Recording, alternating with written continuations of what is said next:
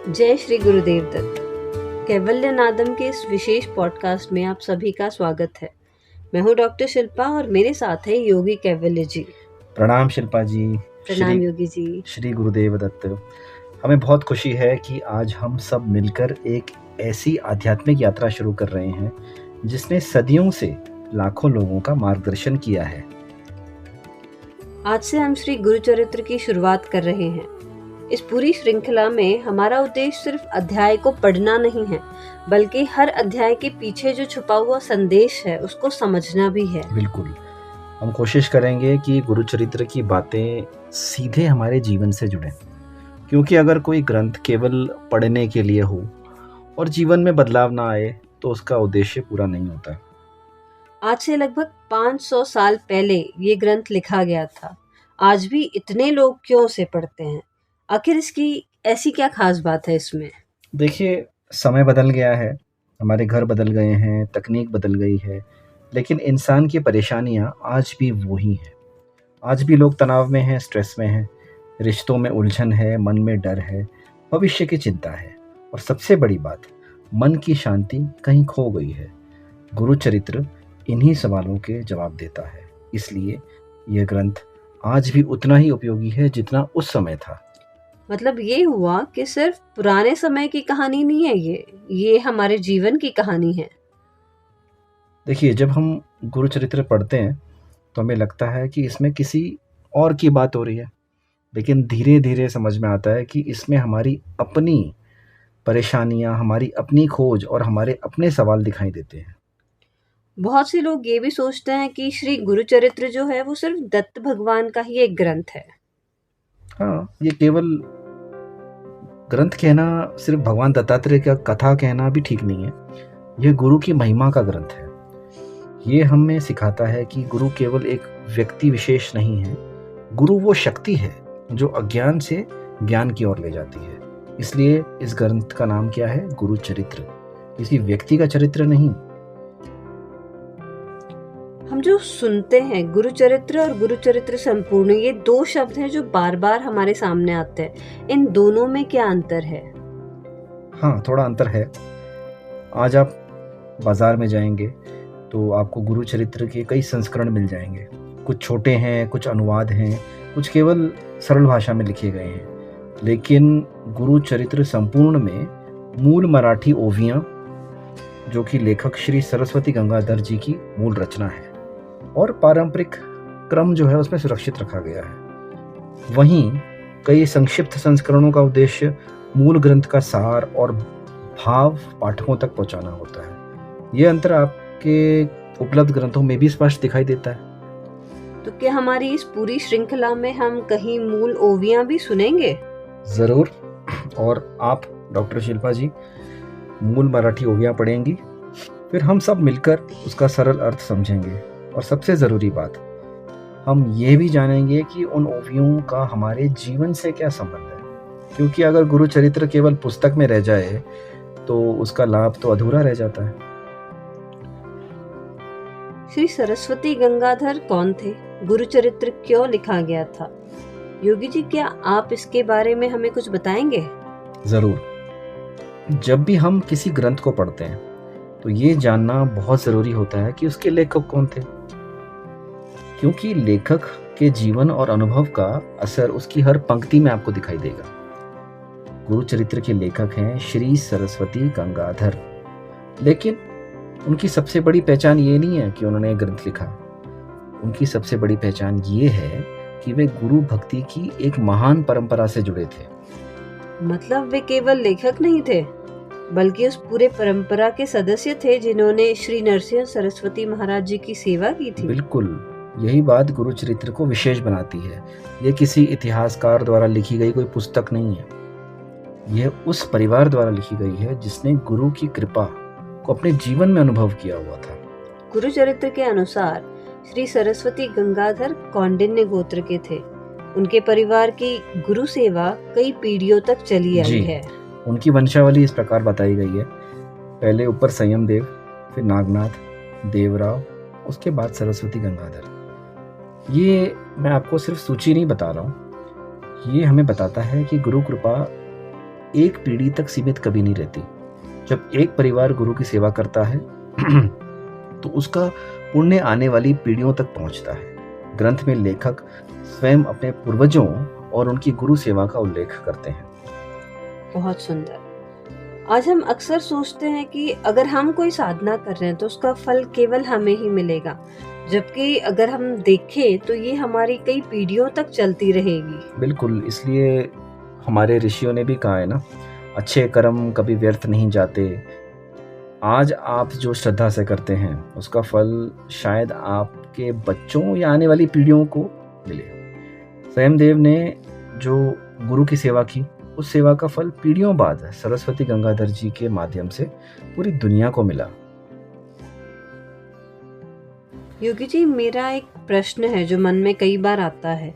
इतने सारे भक्त थे, इतने सारे शिष्य थे, फिर गुरु चरित्र लिखने का सौभाग्य सरस्वती गंगाधर जी को ही क्यों मिला?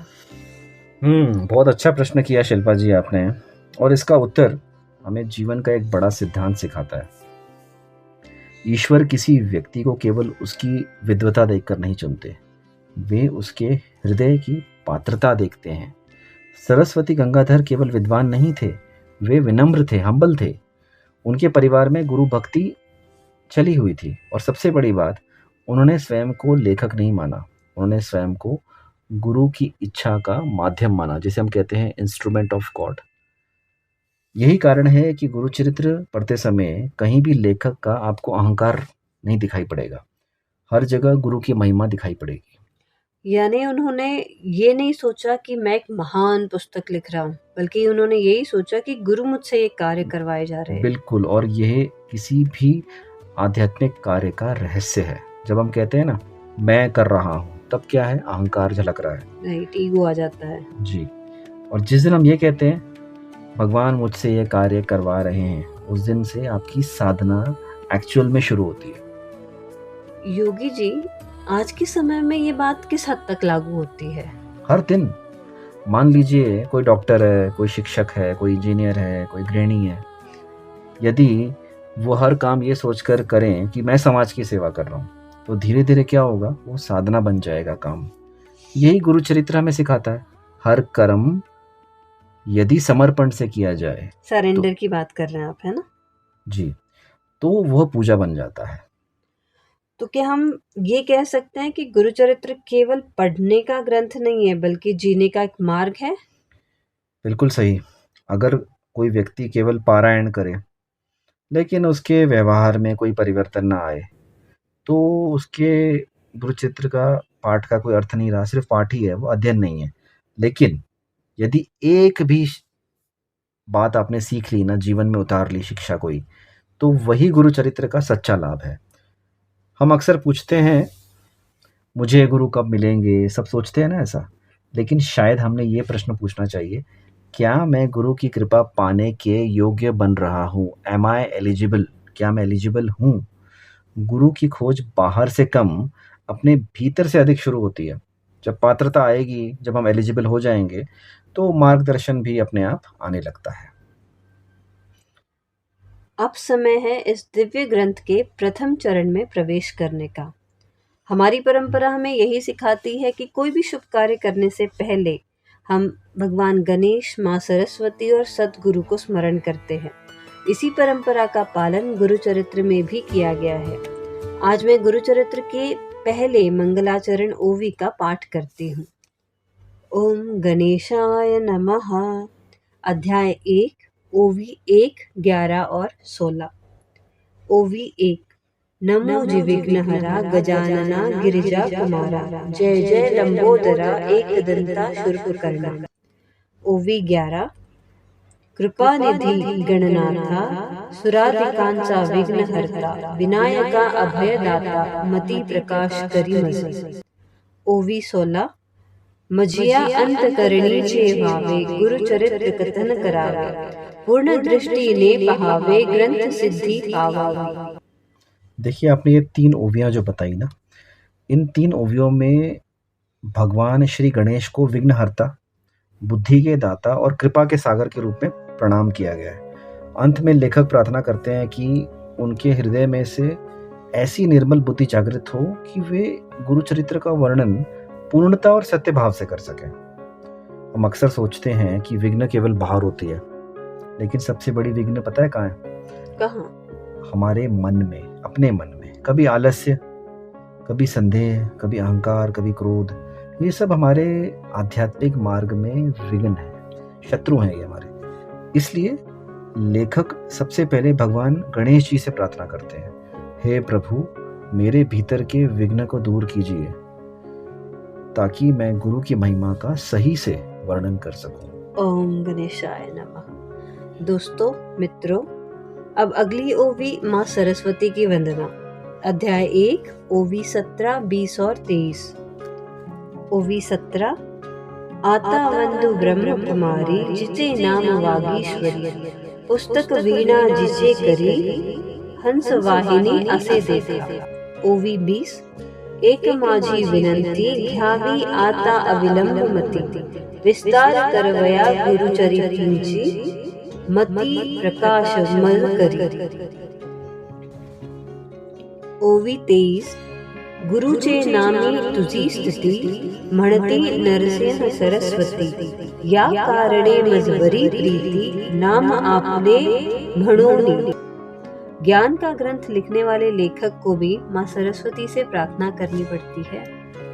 यहाँ पर लेखक माँ सरस्वती से प्रार्थना करते हैं कि उनकी वाणी और बुद्धि को प्रकाशित करें। वे ये भी बताते हैं कि श्री नरसिंह सरस्वती के नाम में स्वयं सरस्वती नाम विद्यमान है। इसलिए ये वंदना गुरु भक्ति और ज्ञान का अद्भुत संगम बन जाती है। यही तो विनम्रता है। जितना बड़ा ज्ञानी होता है उतना ही अधिक नम्र होता है।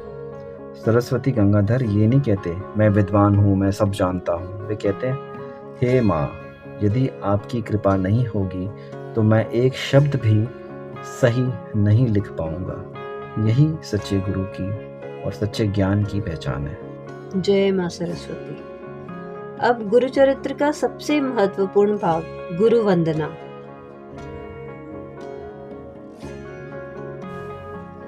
अध्याय 1, ओवी 46, 48 और 53। ओवी 46। नमिताम जनक जननीसी, नंतर नमो श्री गुरुसी, घाली मति प्रकाशी, गुरुचरण स्मरावया। ओवी 48। म्हणोनी सरस्वती गंगाधर, करी संतांसी नमस्कार, श्रोताया विनती वारंवार, क्षमा करणे बालकासी। ओवी 53।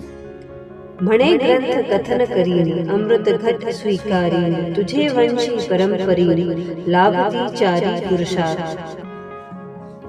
लेखक पहले अपने माता पिता, फिर सद्गुरु और समस्त संतों को प्रणाम करते हैं।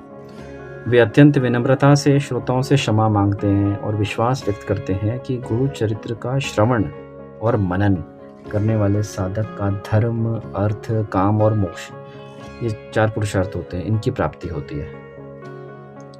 श्री गुरु चरित्र का पहला पात्र है नामधारक। योगी जी, गुरु चरित्र की शुरुआत किसी राजा, ऋषि या महान योगी से न होकर एक साधारण व्यक्ति से क्यों होती है?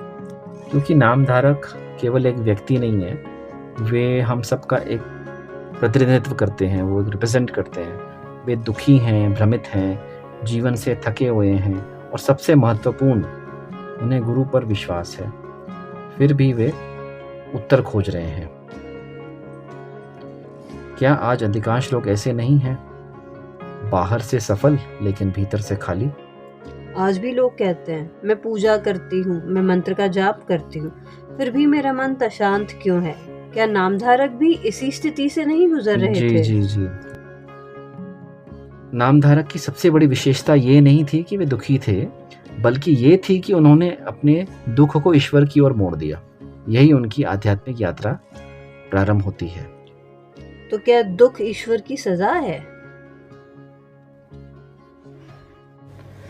नहीं, दुख अक्सर जीवन का सबसे बड़ा शिक्षक होता है। यदि नामधारक दुखी ना होते तो शायद वे कभी गुरु की खोज भी ना करते। कई बार जीवन हमारे आराम को नहीं, हमारी चेतना को जगाने आता है। इसी अवस्था में नामधारक की भेंट फिर सिद्धमुनि से भी होती है। क्या ये केवल एक संयोग है? गुरु चरित्र में संयोग जैसा तो कुछ नहीं होता। जब साधक तैयार होता है, मार्गदर्शन अपने आप आ जाता है। सिद्ध मुनि केवल एक व्यक्ति नहीं, वे गुरु कृपा के माध्यम है। वे नामधारक को केवल कहानी नहीं सुनाते, वे उनके भीतर आशा को जगाते हैं। तो क्या इसका अर्थ ये है कि कभी-कभी गुरु स्वयं नहीं आते हैं, बल्कि किसी व्यक्ति, घटना या किसी पुस्तक के माध्यम से हमारे जीवन में प्रवेश करते हैं? हाँ, क्योंकि गुरु जो है वो केवल शरीर नहीं है, वे चेतना है। कभी एक वाक्य, कभी एक पुस्तक, कभी एक संत और कभी जीवन का एक अनुभव भी गुरु बन जाता है। बिल्कुल, जैसे देवी भागवत में भी ये कहा गया था, अर्धश्लोकी भागवत, जिसमें विष्णु भगवान जो पीपल के पत्ते पर एक बालक रूप में क्षीर सागर में जो बह रहे थे, उन्हें सिर्फ अर्धश्लोकी दिखाई देती है, जिस पर वो चिंतन करने के बाद उन्हें माता का प्राकट्य मिलता है। तो यदि आज हम ये बात करें कि इस अध्याय के माध्यम से अगर कोई 3 बातें जो याद रखनी चाहिए, तो वो क्या होंगी? मुझे लगता है पहली बात तो ये है कि दुख अंत नहीं, जागरण का आरंभ करता है। ठीक है। दूसरी, सच्चे प्रश्न ही हमको सही गुरु तक पहुंचाते हैं। और तीसरी बात हमको याद रखनी चाहिए, जब साधक तैयार होता है, गुरु का मार्गदर्शन किसी न किसी रूप में अवश्य प्राप्त होता है। आज मैं सभी भक्तों से केवल एक प्रश्न पूछना चाहता हूँ। जब भी जीवन में कठिनाई आती है, हम सबसे पहले किसके पास जाते हैं? मोबाइल, फ्रेंड्स, दोस्त, सोशल मीडिया, या अपने भीतर बैठे उस शांति के पास जहाँ गुरु की आवाज़ सुनाई देती है? शायद नामधारक हमें यही सिखाने आए हैं। तो आज हमने ये जाना कि गुरु की खोज किसी मंदिर या आश्रम में नहीं होगी, बल्कि हमारे अपने हृदय की पुकार से ही शुरू होगी। नामधारक की तरह ही यदि हम अपने भीतर की सच्चाई, जिज्ञासा और श्रद्धा को जाने, तो गुरु का मार्गदर्शन हमें अवश्य ही प्राप्त होगा। अगले पॉडकास्ट में हम जानेंगे कि सिद्ध मुनि नामधारक को गुरु दत्तात्रेय के अवतारों और गुरु परंपरा का अद्भुत रहस्य कैसे बताते हैं। तब तक श्री गुरुदेव दत्त।